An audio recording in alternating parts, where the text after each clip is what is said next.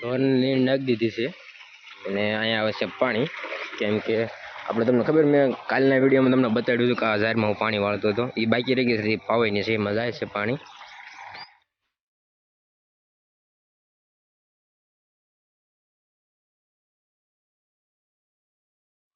મિત્રો અત્યારે આવ્યો છું ઘઉંનું ખડું કાઢવા. 2 દી વરસાદ આવ્યો ને તો 3 દી હલર ભાઈ નહોતું. આજ વળે બપોર કેટે ચાલુ કર્યું 2 વાગે. અને પહેલાં તો જો આ ઢગલે મૂક્યું હતું, ત્યાં પવન ફરી ગયો, પછી પાછું આ ઢગલે લઈ લીધું. અને અત્યારે વરસાદનું મોસમ છે, હો બહુ જોર છે આવે એવું. મારા પપ્પાને ફોન આવ્યો હતો, એ પૂછતા તારે હજી હાલે છે? મેં કીધું હા, અહીંયા એક સાંટો નહીં થયો હતા કે અહીંયા આપણી વાડી નેવા ધારો કીને નાખી. અત્યારે જો કોક સાંટા પડવાનું ચાલુ થયું, હલરે દેખાતું હોય ફૂકણીયા જો દેખાય. થોડાક ઘઉં ને ટાઢા પડે સમજ્યા, એટલે ક્યારેક ક્યારેક દબી દે.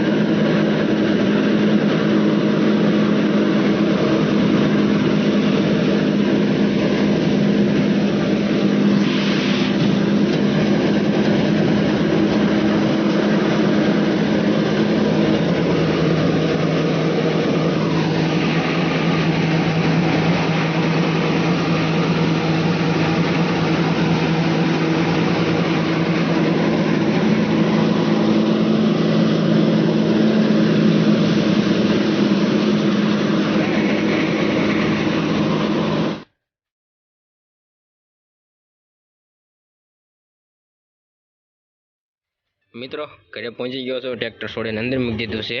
તો આ છે અમારા વિશાલભાઈનું ટ્રેક્ટર આઈસર 485. રોટાવેટર છોડવાનું છે અત્યારે, અને જવાનું છે નવું હળ જોડવા, સમજ્યા? એટલે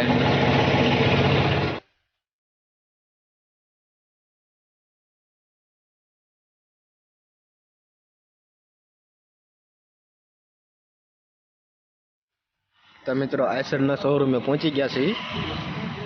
સર્વિસ કરાવવાની છે ટ્રેક્ટરની અને રોટાવેટરની. હાલો આપણે ઉતરી ગયા બેઠા. હા હા હા, ડુપ્લિકેટને લઈને ને